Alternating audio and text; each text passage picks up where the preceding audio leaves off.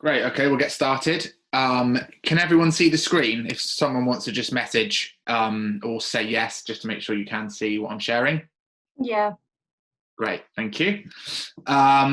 Awesome. Thanks everyone for coming along. It's great to be doing this in association with Delicious Journeys, which is one of the new food and drink networks set up on LinkedIn by the business I work for, Visionary Food Solutions. So this session is going to be recorded. And then it will be put on the network as well for other people as they join the network to be able to use the video, and hopefully it will be of help to everybody. So the session's going to be quite light. It's quite hard to sum up the food service industry in an hour. I'll probably go over some things that some people know and probably go over some things that some people don't know. But the key aim of the session is to give you a bit of a structure if you're looking to build or take forward your business in food service, really. It's quite speedy, it's quite in-depth, there's a lot to fit in. So if you've got any questions or I'm using any terms that you don't understand, please feel free to put a comment or quickly just shout at me and we can address it. I'll also leave a little bit of time at the end for questions, but understand that some people don't like asking questions on public forums, so more than happy to take calls and emails this week into next week as well if people have specific things they want to talk about, such as costs or margins or things like that. So I can see some familiar names in the group, which is great, but also some that I believe I've not met before. So just give you a little bit of an update into who Visionary Group are. So we're a team of experts in the food and drink industry. We cover wide parts of the industry. We help brands launch into the UK retail market, convenience market, the UK food service market, and we also help brands with export, and the country that I guess we work the most with in that is in terms of launching brands into the US as well. So yeah, quite a hectic life here, launching a number of brands into all these different spaces. Just a little bit about me. Started my career in Procter & Gamble and looked after the sort of retail execution with the top four, looking after campaigns with the likes of Olay, Pampers, Gillette, Fairy, Oral-B. So had that sort of blue chip introduction to the industry, moved almost to the exact opposite end of the spectrum then, and worked for a soup company within the food service industry. We grew that business from 400,000 to 3.8 million in just over 2 years. And then a few of the directors who left that business asked me to come and join their new consultancy business, and the rest is history. So work with over 100 brands now in terms of launching them into the UK food service market, which is really my expertise. So I head up anything to do with UK food service, and also head up anything to do with the US as well. So quite a busy life, although obviously can't travel at the moment, as is the case with everybody else. So I can see some new faces in the group. So this is the question I get asked quite often. What is food service? So really food service is anything being served outside of the home. You might hear it being called the out-of-home channel or the catering industry. Outside of coronavirus times, it's a huge part of the industry. It's obviously taken a big hit at the moment, really one of the worst affected areas of coronavirus, and I think that comes from a number of ways, really. One, obviously hospitality is closed in most places, which is a huge impact, but also food service is so intertwined to other sectors that are closed. It's so intertwined into offices, it's so intertwined into travel and leisure and gyms, because all of that is food being served outside of the home as well. It's not just pubs and restaurants. So yeah, a huge impact on our industry, and I'll talk at the end about some of the ways that we've continued to get listings for brands and how we've done that. But 350,000 outlets make up the food service channel, so everything from education, healthcare, leisure, travel, pubs, restaurants, hotels, and so much more, really. It's it's a key area for food and drink brands, and we see more and more food and drink brands come to us as Visionary and say, we really want to get into food service first. It gives you that great opportunity to distribute products into the consumer's hands.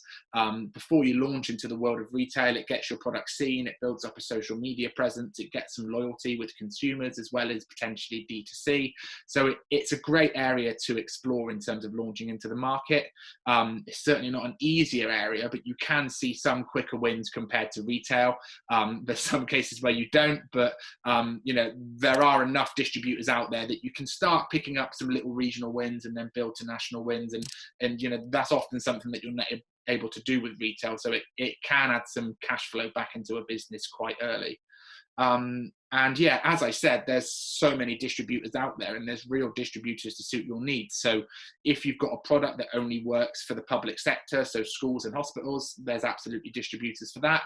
If you've got product that only works for hotels and restaurants, or just for on-trade with alcohol, for example, there's absolutely specialty distributors for that. So you're really able to build a food service strategy based on where you want to launch into market. And these guys are so often open to innovation and working with startups. I mean, we wouldn't have a job if they didn't. 95% of the brands that we work with are startups or early stage SMEs. And the key is building that really attractive proposition that we'll go into later, and presenting that innovation. And you find that a lot of these distributors and end customers want to be the people with the next big thing. So as I said, a huge industry, and this is a really key tool to really start building your food service strategy. So this is a extremely detailed breakdown of the out-of-home channel by the Federation of Wholesale Distributors, and this is really key to help you build your food service strategy, because it helps you break food service down into manageable chunks.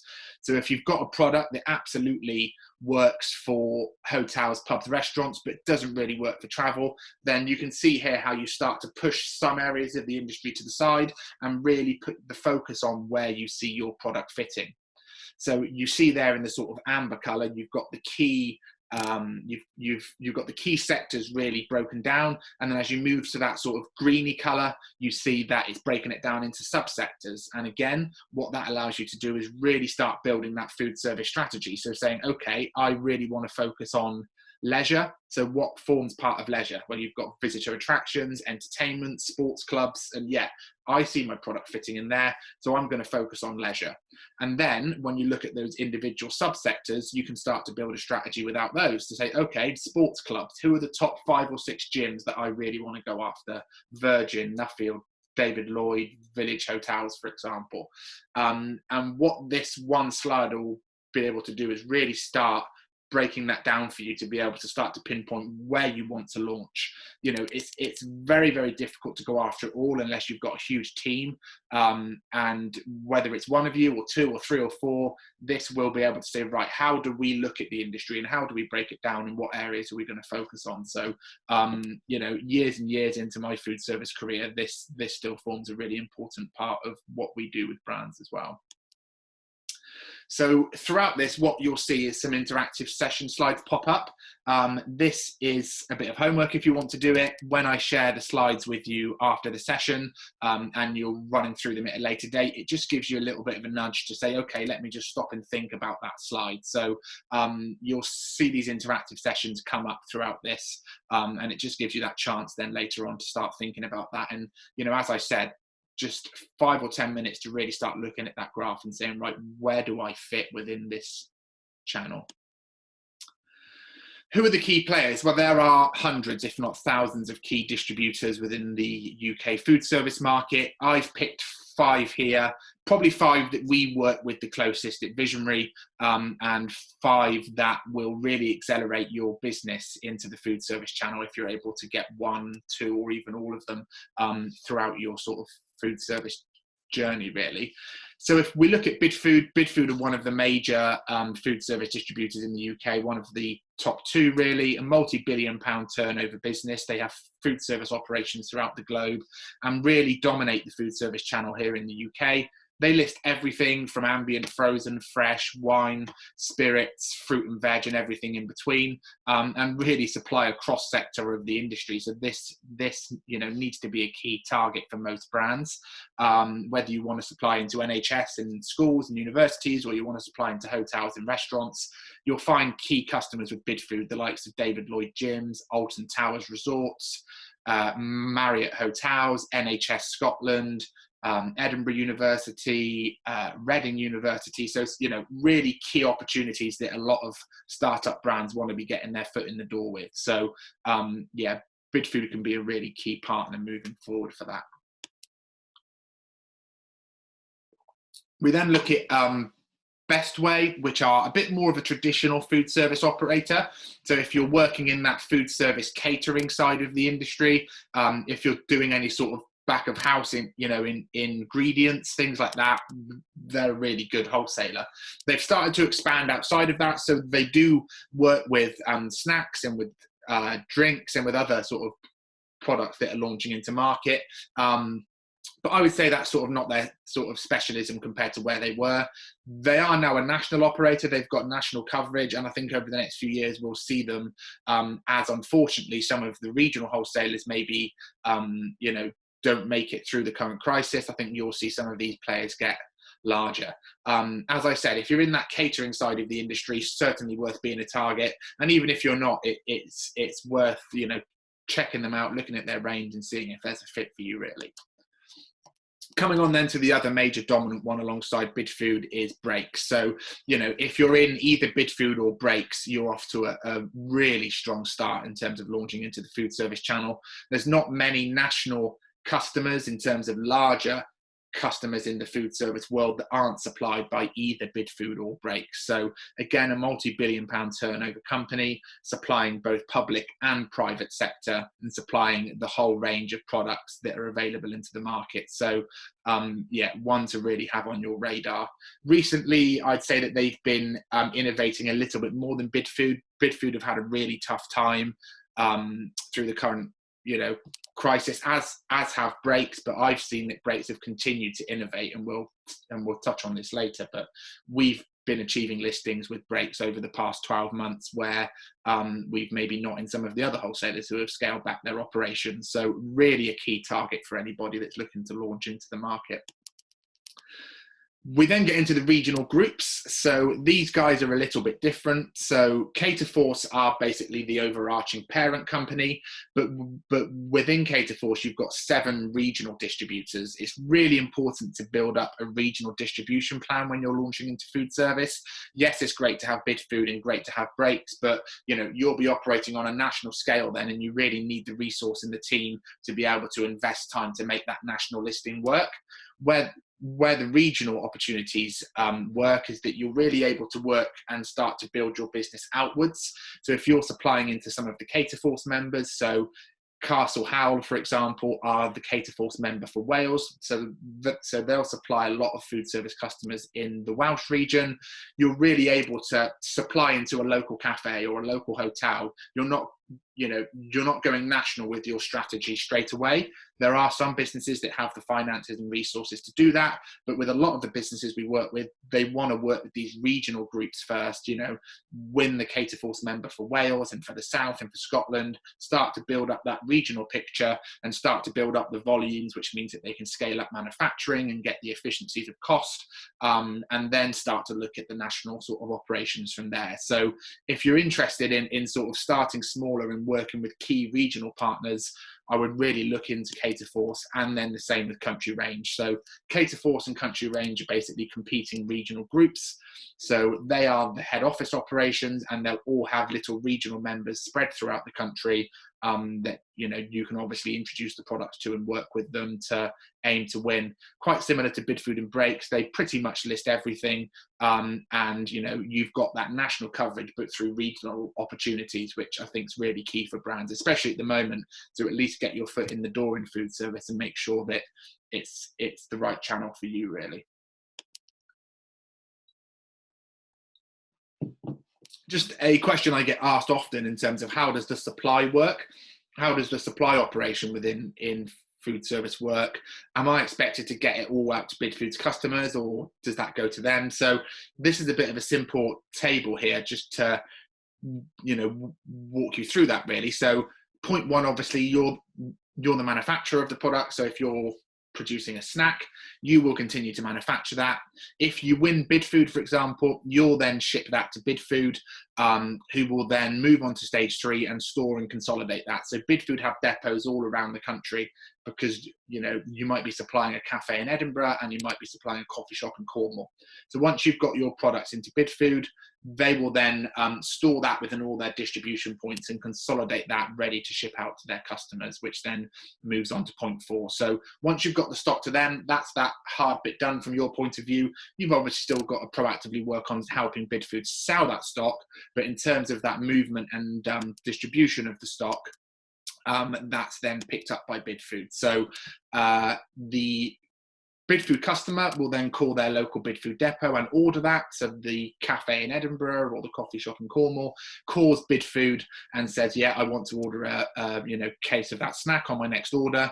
And then that gets shipped to the customer, and then it goes on shelf and is purchased by the end consumer. So that's the sort of general way in which the operational side of food service works. As you can see, which we'll come on to later, that means there's going to be a lot of margin expectations. You're going to have the distributor wanting to make their margin. You've obviously got to make the margin on you selling the product. But also then there's going to be a margin by the cafe or the coffee shop that need to make their side of the profit to sell it on to the customer. So a little bit different from the retail world for obviously anybody who's not worked in food service before. And, again, there's a process to it. There's a key process to working in food service. As I said, it's breaking it down into manageable chunks. And in terms of the process of launching the product, I've put together 6 key points here that should help if you sort of stick to them in terms of working your way through launching into the market. And as we touched on earlier, it's going to be reviewing your best distributor fit. So you don't want to spend 6 or 7 hours trying to find the details for a wholesaler that only supplies to hospitals when you're looking to supply into pubs. So really starting to do your research in terms of which distributors fit for you, going onto their websites, looking at their ranges, going on LinkedIn, adding some of the buying team or the category team or the sales teams, and just understanding the real feel and fit for where you are in that. And that comes on to number 2. There's a lot of research involved. Make sure that you're putting your time into the right areas. It's a huge industry to go after, and you really want to make sure that you're focusing on those right areas really. While you're doing that, it's really then point 3 about working on your initial proposition, working on your food service deck. I've seen so many food service buyers come to me and say, we just get a generic deck from a brand. It looks like what they've sent to Sainsbury's or to Spar. It just doesn't fit what we're looking for. And absolutely, it's just so important that you build a really concise proposition to send to the buyers of these wholesalers, that you build a food service and out-of-home specific presentation that highlights why you fit for food service, why you fit for that customer. And so many people don't just add that little slide in about why we fit for Bidfood, why we fit for breaks, but that just helps the buyer so much when they're then going back to their teams and reviewing the opportunity. You've given them so much in terms of tools and armor to go back to their business and go, look, these guys have thought about why they fit for Bidfood or fit for breaks. So really important. And as is really number 4, which for me is probably one of the most important things in food service. And, I know there's some people on this group who would have absolutely gone through this. It's building that customer interest, especially coming out of coronavirus when wholesalers have cut their ranges by 20 or 30%. And if you look at the brands that we've worked with closely over the past 12 months, worked closely with their teams, it's the brands where we've had that customer interest to take back to the wholesalers, where we've had those biggest wins, because it gives the wholesaler that element of risk elimination. They know there's going to be 20, 30 cases a week being sold, and it takes that level of risk out. And I'd really say that's only going to become more important, is getting that customer interest, using that strategic table that we looked at the start of the session, understanding who the key people you want to go after are in leisure, coffee shops, travel, restaurants, quick service, contract catering. you know, speaking to them, adding them on LinkedIn, getting their email address, engaging, opening up that dialogue. You know, it's so different to what you have to do in retail. And yes, you can get quicker wins, but it needs, you know, it isn't luck in terms of food service. I think in food service, you certainly make your own luck, and it's being prepared. And once you are, great time to contact the buying teams then and understanding their initial views. But, you know, point 1, 2, 3, and 4, you've got to do that before you get anywhere near 5 or 6. And, you know, again, I speak to so many buyers who just get a generic deck through, like I said, and you know, these steps are so important. And I've put this slide on here really for you as you're obviously working through this at a later date, just to stress, you know, have you got those interested customers? It's going to be key to getting the buyers to buy into it. It's taking that decision out of the buyer's hands. You know, it's taking all those elements of risk out, and saying, here's the hard work we've already put in. We know we fit for bid food. We've gone and spoke to your customers. We've got forecast volumes. We are ready to launch with you. It's a completely different story from sending a cold, you know, presentation in and just hoping for the best. So really key, really key. Some of the things then in terms of, are you ready to launch? When I sort of do this session in you know, person with people, I ask them at the start of the session to put their hand up, and say, do you think you're ready to launch into food service? Probably 90% of people put their hand up, and then I go through these slides and that probably drops down to about 20 or 30%. So, you know, it's really important to make sure that you're ready to launch in terms of the, you know, in terms of the logistical side of food service. Do you know that your pack size works for food service? If you're a condiment, for example, do you have a 250 ml to go on the table, and you have a 3 and 5 litre condiment tub or bucket to go, you know, to the back of house? Have you looked at your price point? So what's the price that you would charge the customer for that bottle of condiment, and then would they get, you know, a sort of reduction as the volume goes into 3 and 5 litres? How does your pallet configuration work? How many products are in a case? How many cases are on a pallet? And what's your minimum order? You know, if you have to produce 10 pallets of stock at a time, it's going to be really hard to launch into food service, because there's not going to be many distributors that are going to take that quantity off you. You might be looking at 1 or 2 pallets, but certainly not going up to that 9 or 10. So, you know, what's your sort of MOQs, and are you confident that you can hit that volume in food service? Do you have any capacity constraints? You know, we've worked with brands that keep their capacity quite tight, but actually it gets to Christmas, you see a huge spike in your sales of your mince pies or your cakes, or, you know, whatever it is that you do. Are you ready for that capacity to drop up and down? And do you have the resources? Is that going to affect your cost of product? If you have to have 15 temporary staff over Christmas, does that put the price of your product up because your cost of goods sold needs to go up? Have you organised transportation, and what are those costs? Is it going to be £60 a pallet, £90 a pallet? And have you added that cost on to the cost that you're going to be supplying to the distributor? And obviously, have you got your BRC or your SALSA certification in place? And does the wholesaler require that? In terms of then potential costs or things that come up from the distributor side, some distributors will charge you to store stock in their facilities. It's not a lot, it can be a few pence per case, but it does add up, and you have to make sure that you build that into your cost. You might have to launch on promotion and do a marketing and promotional campaign. Have you thought about the cost of having to send reps on the road and rebates and overriders in terms of, you know, a percentage of the sales back that customers may expect? This list can go on, but, you know, just some really key points here for some of those early stage brands. You know, you might think you can sell your condiment in at £1, but actually you really look at all of this, and that's starting to creep up to £1.10, £1.20. And we've had so many brands that have come to us too late, where they've got a listing in one of the major distributors and have just got the pricing all wrong because they've not thought about some additional things like this, which can really add on to that. So really important. And I've just put an interactive session flag there, so you can really, you know, sit down and work through that step by step.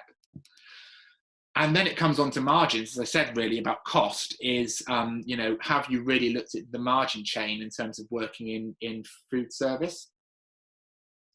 There could be some distributors that expect less than 40%, and there could be some end customers that expect less. But what I always like to do with brands is say, let's just let's just go for an example at that 40%. So you know, you're the supplier and you sell that product to Bidfood and they make 40%, and then Bidfood sell that product to the coffee shop and they make 40%. What does that do to the price that you expected it to be on shelf? Is that higher than you expected?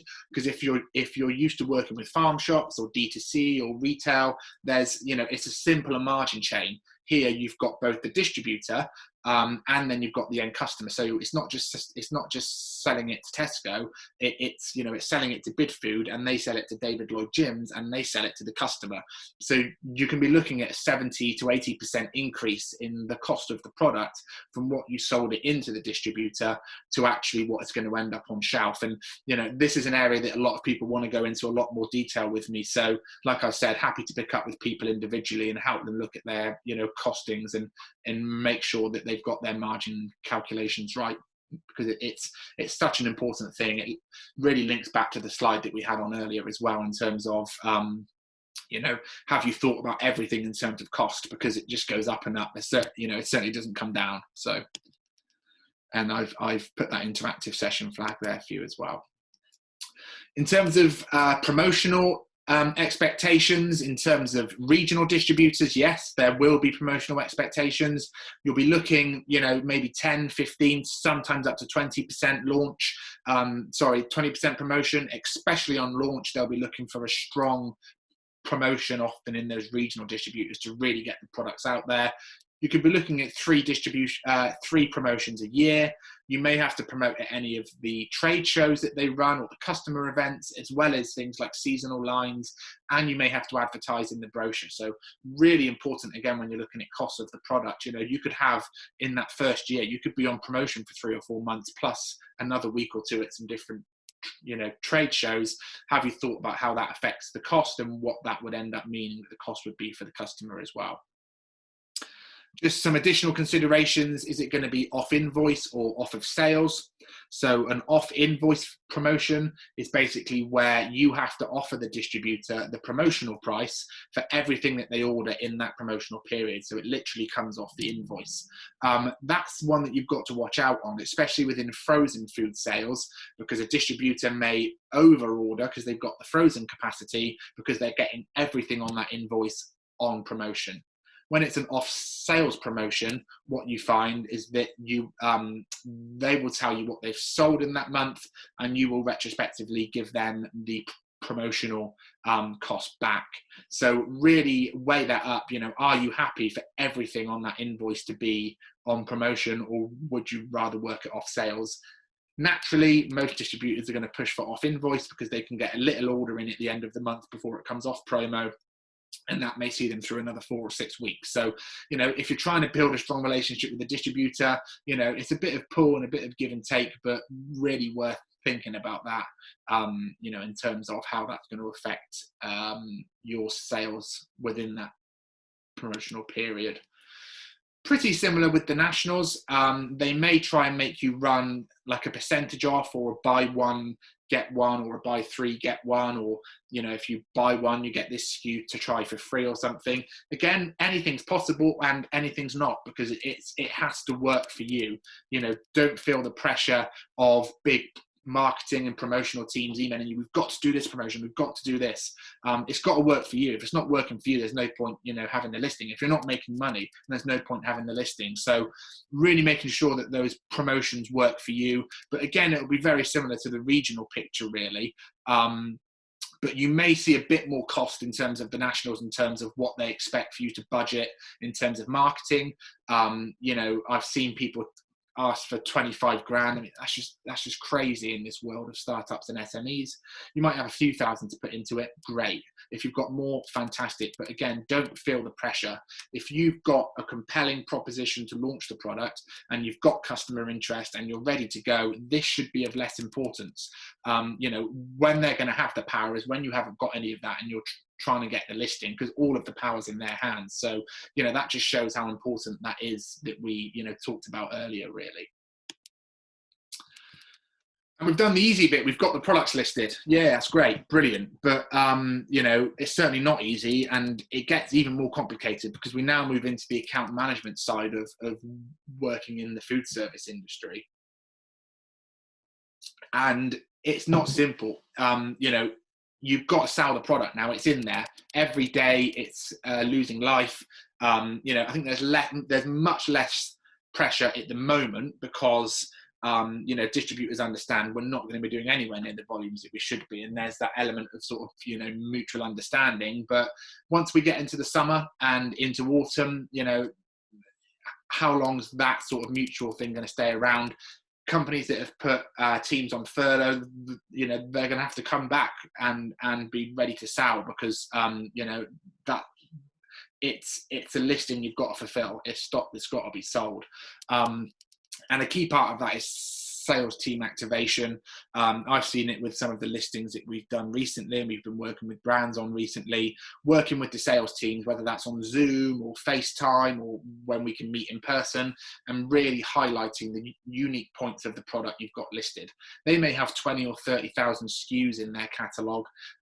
You know, when they're going into their customer, when that rep or that national account manager is in front of David Lloyd or in front of their coffee shop or in front of their local university, and they've got 10 minutes to showcase what's new, what puts you at the front of their mind? You know, it's getting them samples. It's, you know, looking at some key areas where you really want to work and making sure that you're sending those reps some free stock to put in their fridge for their family to enjoy. The small things that make the sales team go, oh yeah, that snack or that drink or that condiment, actually this could be really good for you, David Lloyd or Edinburgh University. So, you know, activating the sales teams, not just letting the stock sit there, but really working with the teams to get that stock sold. Having a strong promotional plan, we've obviously gone over that, but you know, as soon as you get a listing, you know, really starting to think about the promotional plan, doing a joint business plan with the buying team or the category team, highlighting when you want to be on promotion, getting that, you know, getting in there ahead of your competitors. You know, it's understanding when those promotions are going to be and really speaking to the distributor about laying out that promotional plan. It shows you're prepared, it shows you know what you're doing, and you know, it's really key for you to be able to budget for the year as well, so you know how your sort of margins within those different wholesalers are going to be affected as you know, as you work through the quarters, really. And keeping that buyer relationship, I mean, you know, they're the one with all the power here. I've really seen it recently with some of the, you know, the sort of D-lists with Bid Food and with Breaks. If you didn't have that strong relationship with the buyer, you had a much better, you know, better or worse, however you see it, but that worse chance of being delisted, because, you know, who are they going to save? Are they going to save the person that emails them every month and keeps things warm and sends them samples and shows them innovation and keeps it light? Or, you know, are they going to work with the rep that emails them twice a year to organize their promotions and just say a quick hello? You know, building those buyer relationships, understanding what the buyer needs for their category, and keeping that relationship strong is so important, especially at the moment. Number 4 then is managing stock levels, really important as you move into promotional periods or seasonal periods where you may see spikes. Make sure that you're just making sure you've got enough stock in. I've seen it before where a brand goes on a promotional period and they're sold out within 2 weeks and they've lost the next 2 weeks waiting for stock to arrive. So really making sure that you're on top of that. A lot of the wholesalers have stock control teams, you know, along with the buyer and the category manager. They're a great little contact to just pick up with every month. A quick courtesy email, how's things going? Are our stock levels okay? Really goes a long way. And when there is an issue or a concern, they know who you are, they know who the contact is at that snack, drink, condiment, and they'll get in touch. So yeah, really important. MPD, I mean, you know, if you've just got the product listed, that's a huge achievement, but there's always innovation. What's the next thing you're working on? What's the next flavors you're working on? What's happening in the market? Are you staying ahead of that? You know, if you're doing a sort of quarterly catch up with your buyer and your category manager, put this on there. Always put NPD on there. Even if you don't have much to feedback, it shows that you're aware. Even if you presented some category data within this and said, look, here's what we see coming up within the condiment space, the snack space, the drink space, and here's what we're going to be doing in the future. We want you to be our key distribution partner for that. So really important to be all over NPD and have an idea of what your NPD chain is going to look like for the next 12 months at least, really. And that links into understanding your competition, because that's so important. You know, make sure that you're on your wholesalers' promotional brochures every month, on their websites, on their ordering systems, looking at who your competition are, what pricing they're doing, what month they're going on promotion, what MPD they're releasing. Stay all over your competition, because when you're in that quarterly catch up with your buyer, for example, you'll know everything. You know, they know you in terms of the buyer, but they also know your competitors. And if you know the competitors as well, there's no excuse then. So if the buyer says, look, these guys are doing this, it's not going to be a surprise to you. You know, keep a track of when they're on promotion, what cost they are, what their case sizes are. Make sure that you know what your competitors are doing, because they're probably having the same NPD chats as you know you are, really. And then it's working with the end customers. You know, this is so important. As I said, the sales reps may have 20 or 30,000 customers to look after, and selling products all across the UK. So you need to be building up that end customer interest as well. It goes back to the sort of strategy piece we talked about at the start in terms of the end customers, which is, you know, who do you want to go after? Keep working on that lead pool. If you win that lead, great, you can then push that to the distributor, but don't just rely on the, you know, wholesaler, the distributor, to be winning those customers. You're going to have to be winning some of those end customers as well. And then something that's not been happening too much, obviously, over the past 12 months, but there's some really positive signs moving into autumn this year, is, you know, going to be the exhibitions. So really look at what exhibitions work for you. Personally, I'm not a huge fan of the big showcase exhibitions. I'm much more of a bigger fan on those sector-specific exhibitions. You know, the University Caterers Organisation run a fantastic exhibition every year. And if, you know, universities are going to be a key target for you, well, you've got an event where for 3 days you're eating and drinking and spending the evenings and showcasing the products with 180 university buyers. I mean, there is no better event to speak to, you know, university buyers than that. So there's some brilliant sector specific shows. I'm not against the large exhibitions if they've worked for you in the past, but I think I know with a lot of the brands we work with in that startup and SME space, cash is quite tight. So those sector specific shows can provide a bit more of a guaranteed return compared to those larger shows. And again, if you've got those distributor listings, most of the major distributors will be running shows as well.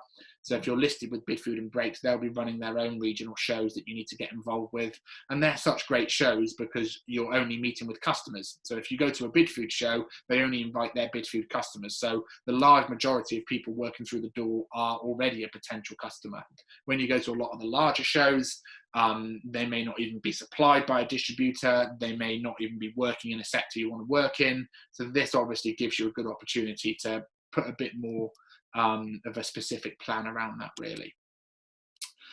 And then what I've done there then is just put another interactive session in terms of the buyer role play. So we went through all of that, what keeps the buyer happy, what's the account management side, you know, really good interactive session that I always say, just imagine if you sent your introduction email and the buyer picked up the phone and called you straight back, which would be amazing, wouldn't it? But, you know, if that happened and they asked you this questions, are you ready to answer them? I've just picked out a selection of questions that we often find we're asked by buyers. So, you know, this just shows, along with some of the points that we talked about earlier, really getting your mind in that food service time frame and that food service world, really getting you thinking about the answers that you need to know.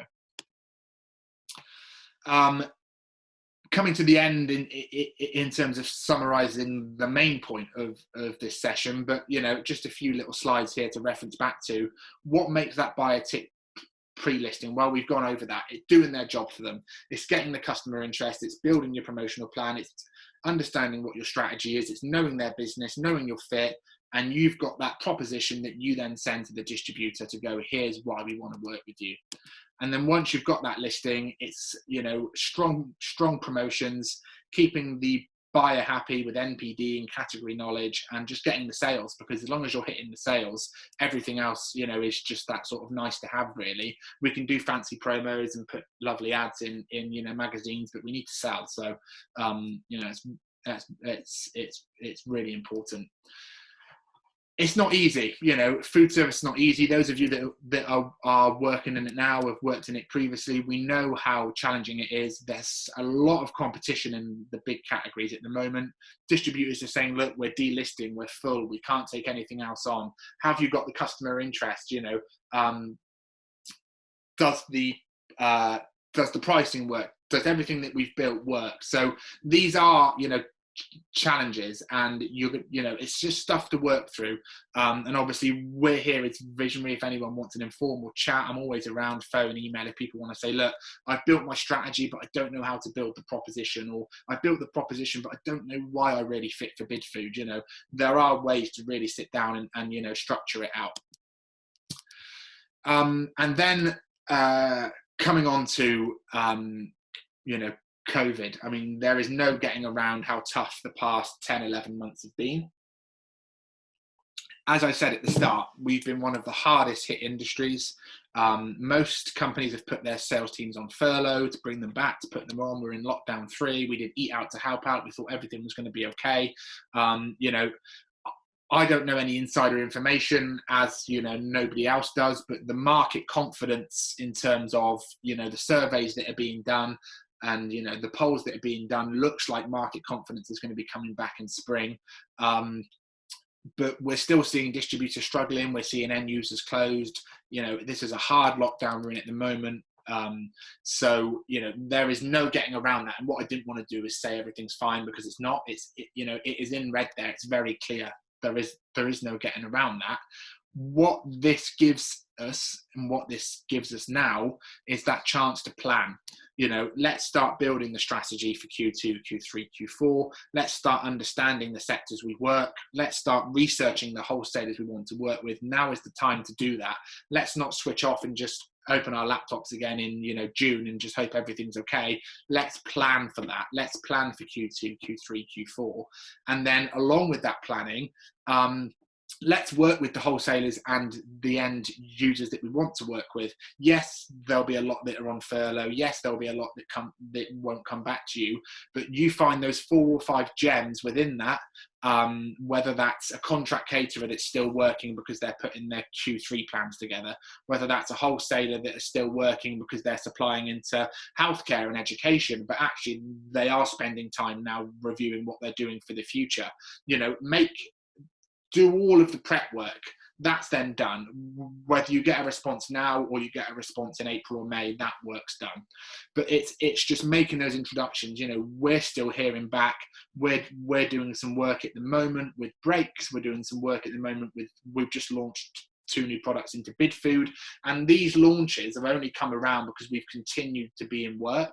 We've continued to put that pressure on. I completely understand that financially some businesses have not been able to do that, but if you as the founder of the business are still working, it could be able to be putting some time into this, because we've got the wins through really understanding where those fits are and where those opportunities are, really.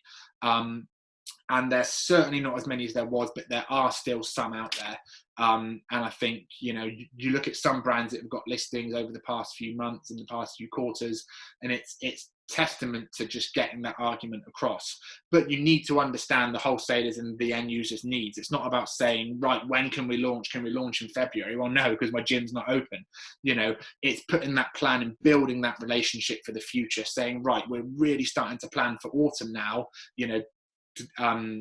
Hilton Hotels or David Lloyd or whatever, can you work with us on building that autumn plan? And we're doing a lot of that at the moment. It's that future proofing and planning ready for when those things start to reopen. These guys are looking for long-term partners. They don't want sales reps emailing them saying, oh, I've got to hit my targets for January. I know we've all got targets to hit, but it's just thinking longer term, and that's what we've really been trying to do. The listings that we've achieved, we would have completely understood if the wholesalers wanted to push them back, but there's a few that they didn't. Great. So we've, gone ahead with it. We've put that plan in place. We've put that structure in place. No one's expecting amazing sales in Q1 of 2021. That's absolutely right. But the future proofing and the planning is really key to making sure that you're starting to think about that. And if there's any planning strategy work you can do now, start to do that, because it's going to put you on the front foot, you know, when those sort of markets start to reopen. And again, if anyone wants to have a quick call or email me about their plans and say, do you think I'm on the right track, please feel free. And that's it, really. We're coming to the end here.